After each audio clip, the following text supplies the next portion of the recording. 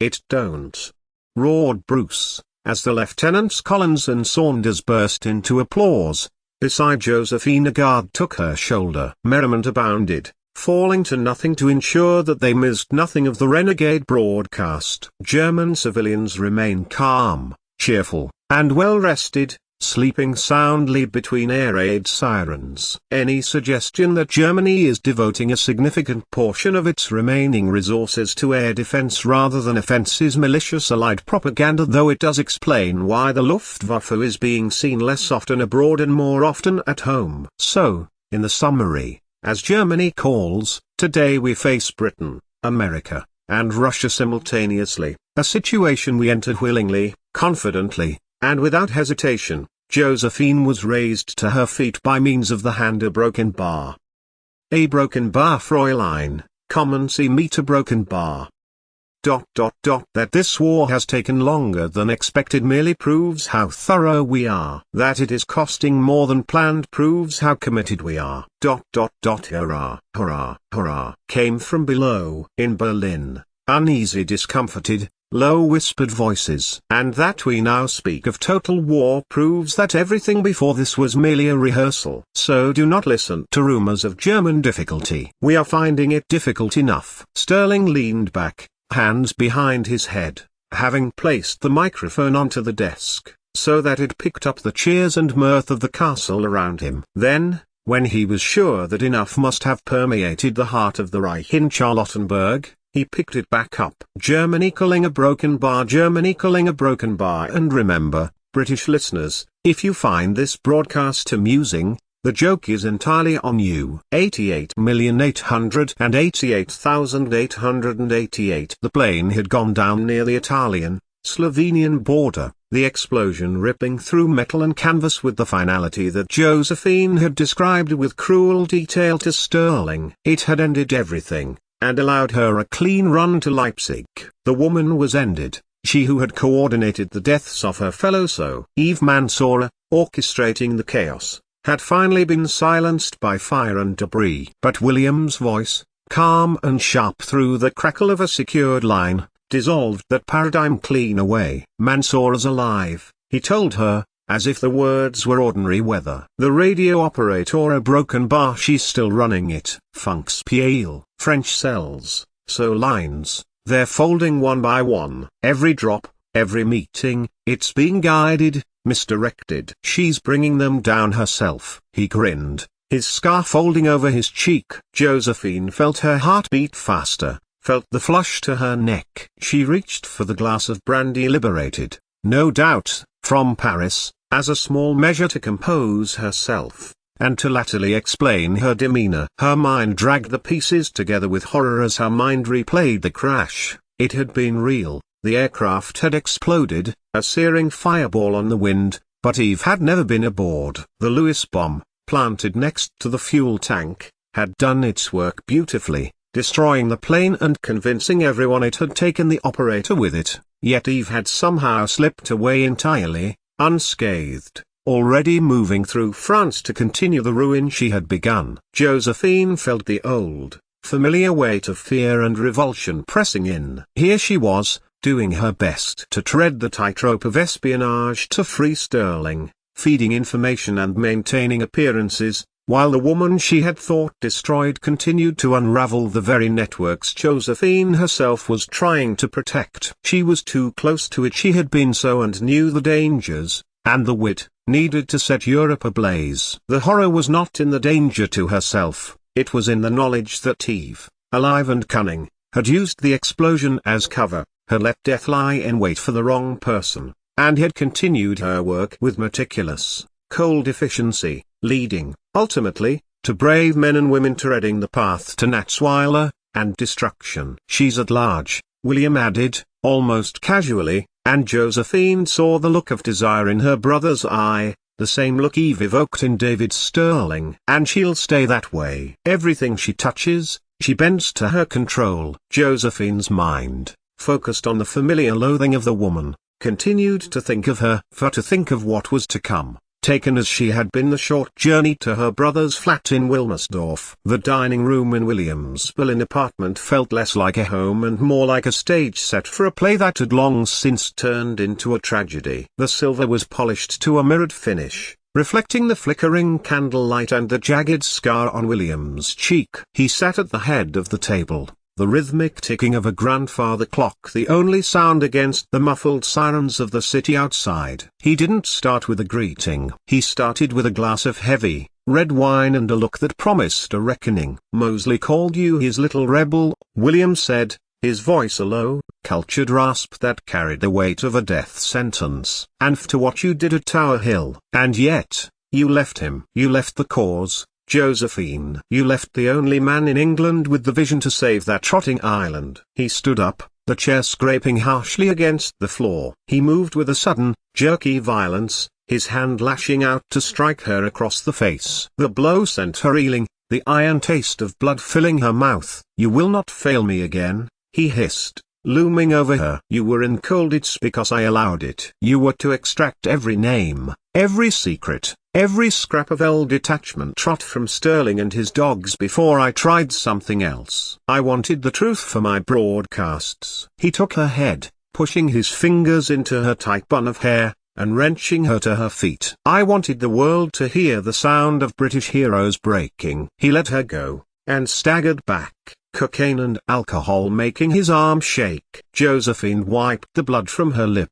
her eyes fixed on the tablecloth. She knew that to survive now, she had to give him what he craved, the illusion of control. She had to use their shared history to anchor his belief in her loyalty. "I wrote down what he told me," she protested. "I had no idea he would do this. It was not my decision to leave him there. I trusted you." Joyce slammed his hand down onto the polished teak table. "You and mother a broken bar." He shook his head. "And I went with father to America." Broken bar. Yet, Mosley had hated William's selling out of the Blackened Dance, something that Gertrude Brooke could not forgive either, leaving his father, Michael Joyce, and traveling to her sister to Newtownards. A broken bar, anything to take her mind off what was to come. A broken bar. Mansoura had less than complimentary things to say about you, sister. A broken bar. 88,888,888. While David sat in the back of the solitary cell, nursing his bruised ribs and contemplating the grey walls of Colditz,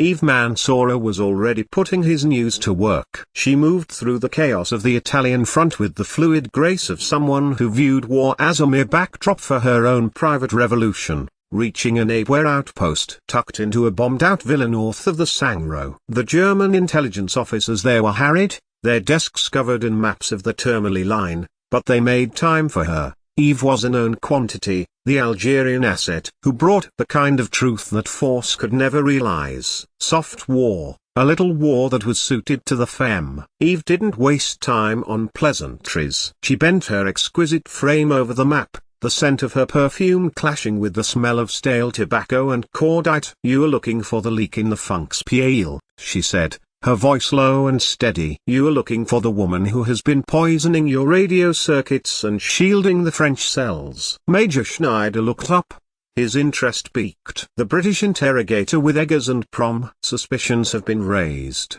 but Stellenberg a broken bar." Her Stellenberg was misguided, and her loyalty does not lie with Joyce, Eve interrupted, a cold smile touching her lips. "She is not only the sister of your radio puppet, William Joyce, she is the sister of the man who are currently leading the slaughter of your panzers at Termoli. She is Josephine Maine." She watched the realization sink in. It was a beautiful trade, espionage. By exposing Josephine, Eve wasn't just settling a score for the plane bomb, she was solidifying her value to the Reich. The more the Germans leaned on her, the more leverage she gained for her own people. If Josephine had spent months weaving a web of protection for the So, Eve had just torn it apart with a single sentence. "She's a victim of her own cleverness," Eve continued, her eyes as hard as flint. "She thinks she's the one playing the games. But David Sterling is a talkative man when he is in love.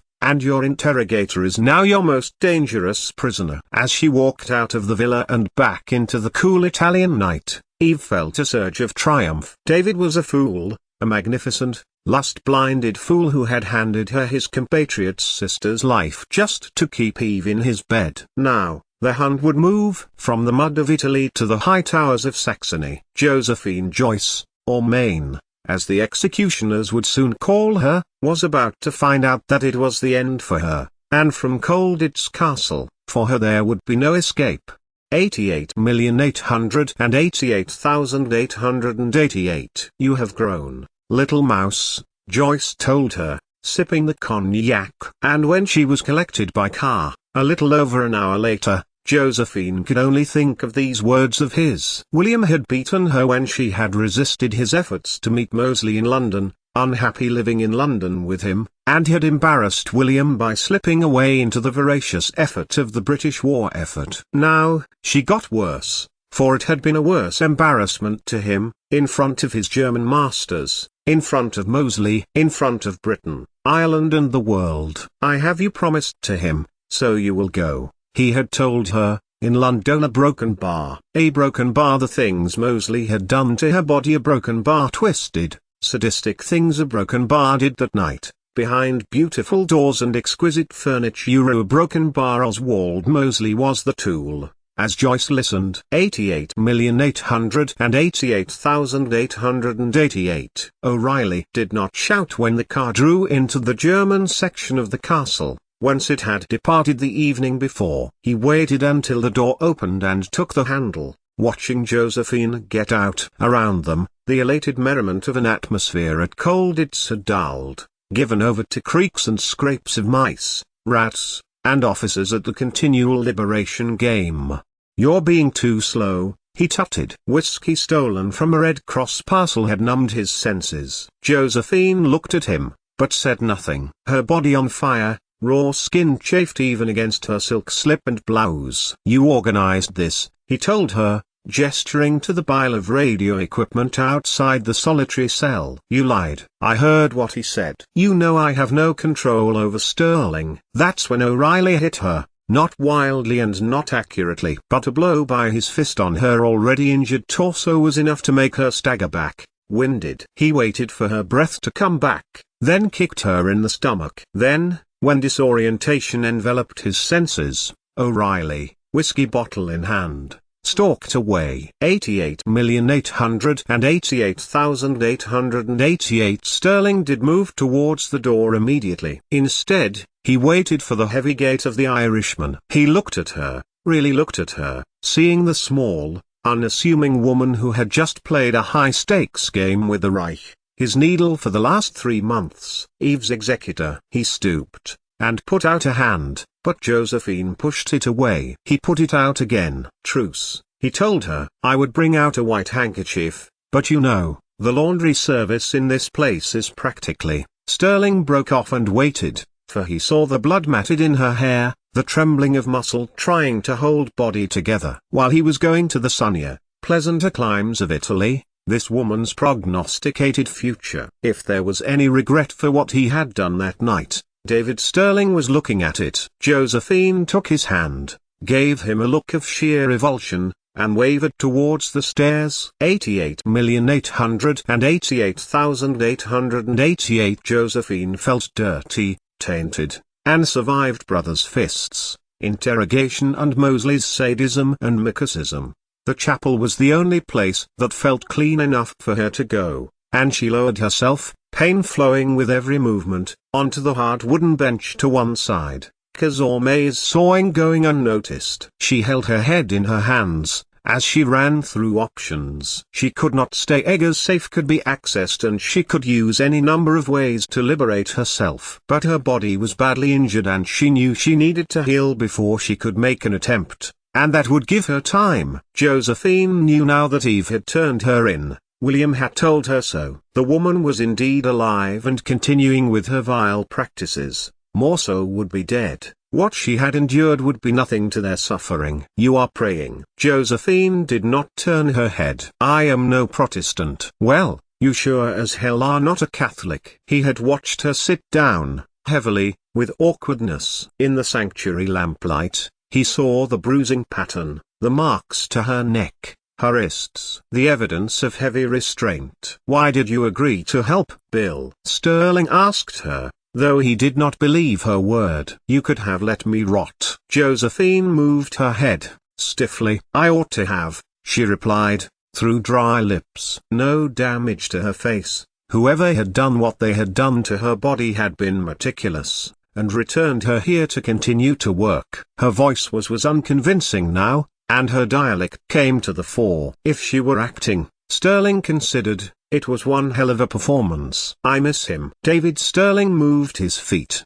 Bill. Perfect Bill. Bonnie, so he was. The reflexive, as a fossil within the Ulster Scots. He had shared a dorm. Shared may have been an understatement considering how little time David had slept in the room with his fellow student of linguistics. Some learning at Trinity had stuck. Sterling did not ask who she was speaking about. Instead, he considered who this bonny man might have been. Then, he turned to look at Josephine. "I thought you were coming to tell me that I would be gone tomorrow," he went on. "But Riley gave me the news. Lower security, maybe disapproved of by the escape committee, has its benefits. Seen a broken bar, food a broken bar." Josephine turned her head. He was holding the scotch that Riley had been drinking. He held it up to her. Josephine took it from him, and threw a good portion down her throat, which burned more than when Mosley had abused her, before giving it to him back.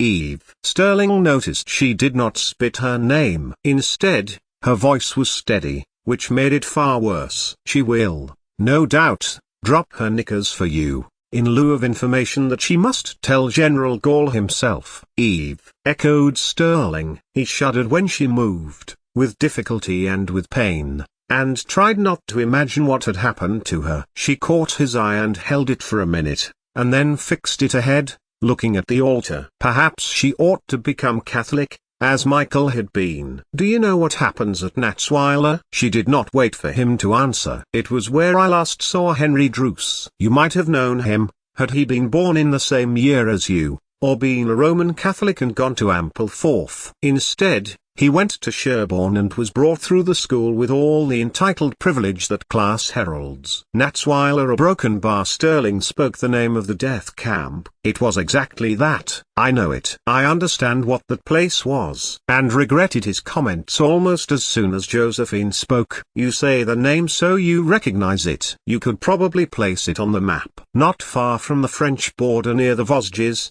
in fact. When my comrades were sent there was no longer any real uncertainty attached to their future. Natsweiler is not a place of detention, nor a place of interrogation. Although they do broken bar, they definitely do interrogate. Once so, or any man or woman for that matter, once they had outlived their usefulness, if interrogation had come to naught, or they were too much of a hero to others to be used as an example. Josephine stopped talking for some time, then added, "Disposal was the end." Josephine inhaled, then added, mock lightly, "Oh, one might remain alive there for weeks or months, but survival in the meaningful sense had already been taken off the table. The camp worked on the basis of reduction. A man arrived with a name, a history, habits of thought. Within days he was systematically and without haste shown that none of these had any relevance. Time was distorted. We never knew what time it was. A broken bar, endless roll calls, all out in the open. A broken bar, thin cotton clothing, regardless of weather. Endurance was not rewarded. When we collapsed, we merely postponed punishment. There was some food, enough to keep us alive, not enough to give us strength. We forgot what hunger was. Josephine got to her feet, wavered, and clenched the back of the bench. Sterling watched her, ready with the hand. But she didn't seem to notice anything around her. Instead, she was in a different place and time. They called what we did work, but it was nothing, just a way to exhaust us. The quarry was work for men and women. Although I never was sent there, I used my mother's married name as my ticket, and begged Stellenberg to work for the Reich. She wandered into the chamber of the chapel, the present moment beyond her now. The quarry work wasn't even for a purpose. Everyone knew that, and the loads were assigned that were just manageable enough to be carried, just heavy enough to damage joints and backs. Accidents were treated as the breaking of the rules, a failure to carry out orders, and were up for correction. Men and women were broken more often in mind before body. Interrogation, when it occurred, was conducted without theatrics. There was no urgency about it. Lights were kept burning, sleep interrupted and withheld, questions asked again and again until words lost their edges and answers ceased to feel reliable even to the person giving them. Pain was applied sparingly, not because of mercy, but because excess was inefficient. The object was not so much to extract information. By that stage there was rarely anything new to be had. It was designed to take apart your belief that resistance had been rational, or honorable. It was all orderly. Doctors were present, not to heal, but to observe. Clerks recorded details with care. Deaths were noted, causes assigned, forms completed. There was no sense of disorder about the place. Indeed, it was precisely this air of routine that made it so effective. Nothing was left to chance or temperament. Cruelty had been fully absorbed into procedure. The executions followed the same logic. They were conducted quietly, away from the main body of the camp, in a building chosen for its discretion. Names were checked against lists. Personal effects were removed for reuse. The method employed was selected for its efficiency and its silence. There was no ceremony, and certainly no concession to the idea that the moment itself should carry meaning. All sense of self was gone by this point. It was a process, and a person was a unit on a conveyor belt. From life to death, all a person's being represented was an absence to the rest of the prisoners. Next morning, Josephine turned, suddenly. I took myself out. I hope it was because I could do good by being in. Then, the current place and time flooded back into her, and anger and pain filled her face. So when you speak as though knowing that Nat's while there was a place of death amounts to understanding it, Major Sterling, I must, respectfully, disagree. The horror is how it is done. A progressive elimination of operatives, French Maquis, and even people like the Musi villagers. It was carried out above all to ensure the ending of those people was as unregarded as possible. It may have been Henry's fate. She looked at the stone floor. It probably was, although he was a far better operative than me. A far better person. Henry was Bonnie? Sterling asked her. Henry Druce? Josephine did not repeat the name. She couldn't. She had told him before. And now she kept Henry's name close to her, like a shield, that protected her memory of their time against his constant denials of the truth. They had been through a broken bar. They had gone through that a broken bar. She turned, then, and with difficulty, strode away, to the inner chapel door, and into the passageway that led to the main block, above which sat the solitary room. At a loss at what to do next, Sterling followed her. Josephine stood by the open door, waiting for him to go back in. Sterling obliged. Josephine glanced around the cell, noting the jaunty angle of the chair, the wires and leads still on the floor. He had broadcast the announcement from here, then. She pulled the door with her hand, not knowing, or caring at that moment where the key might be. If Sterling was indeed going to be relocated to Italy in the morning, and demonstrating his lack of inclination to escape in the past, Josephine judged to leave it unlocked. As she was about to go through, Sterling took her hand. She withdrew it with a gasp, and stepped back, backing to the wall through tiredness and bodily fatigue. Sterling turned his head, the whiskey back in his hand. If I didn't know better, it was a setup, a trick, he cautioned. The effort came from some unknown place, and she shoved him back away from her by his shoulder. Is this a trick? She demanded, hauling up her jacket, her blouse to expose her torso. Angry, deep marks, red, purple, not a hint of pale flesh, stared back at Sterling. His eyes saw the swell of her breasts, and he wandered his gaze past her navel. The SAS, this castle, these are the lucky numbers in this war, Josephine told him, dropping her blouse. Even O'Reilly wants out. He only came here for the crick. She looked to where the sandstone chip had once sat, beside Paddy's letter to Sterling. Bill gave me this for you, before I left with Druce. What else is there say to you, other than if you had your comrades disposed of as mine were, you'd do all you could to stop it? And how will you get out once I'm gone? Or does Eggers have other plans? I dream of my brother, Haw haw, who was so monstrous? Sterling exclaimed, in disbelief. Robbie. He is out there, somewhere. You'd likely know. The identity of Robbie was not dwelt on by either of them, for Josephine did not want to think of the only relative who cared for her after what she had suffered, and Sterling believed nothing she confided, on principle. Who did that? The former MP of Smethwick. She sighed, and glanced to the staircase. If I go to my room tonight, I don't think I'm strong enough to hold the door closed. Sterling inquired no more, but could imagine 100 officers so woman-starved they had to use old spectacle lenses and toilet roll middles to improvise telescopes in order to be peeping Tommies. Stay here then, I'll not sleep tonight. Josephine looked about her in alarm. A broken bar. Stay awake to a broken bar. Tell me all you saw in your house. A broken bar. Your home. A broken bar. She stepped with difficulty towards the thin blanketed camp bed, eyeing Sterling with perennial suspicion. How strange that I was in your home. She sat as carefully as she could, pulling her knees up to her chest. Sterling crept closer, and threw the other blanket around her shoulders. He sat tentatively beside her, watching her pointed nose move in the coldness of the air. A broken bar. I saw the sweeping staircase, and the stained glass at the curve. I saw the heather and the moss and the broken pantry window where, apparently, you climbed, and had thrown a cricket ball. She glanced at Sterling momentarily. Bill said you were bad at the game. Still am, Sterling replied, quietly. As her breathing became more regular, he touched her shoulder. She flinched, but did not repel his touch. How long have you known Eve was a traitor? Since I was betrayed by her as an SO agent. And since William told me this evening. She gave him a scathing look. Told me a broken bar. You will be meeting her. Do enjoy her warming your cock, won't you? She laughed at her own crude comment. Remember,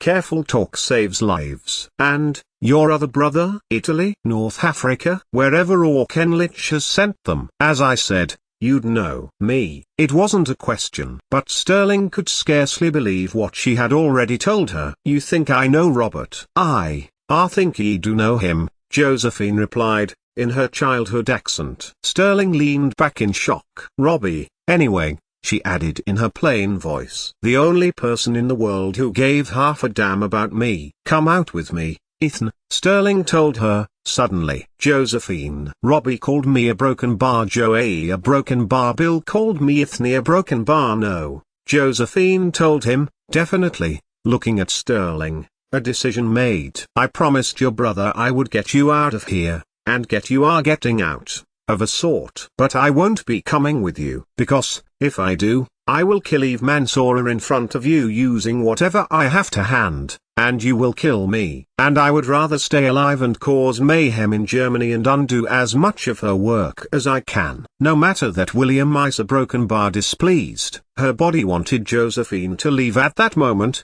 but sleep overcame her. When she woke up, Major David Sterling would be gone.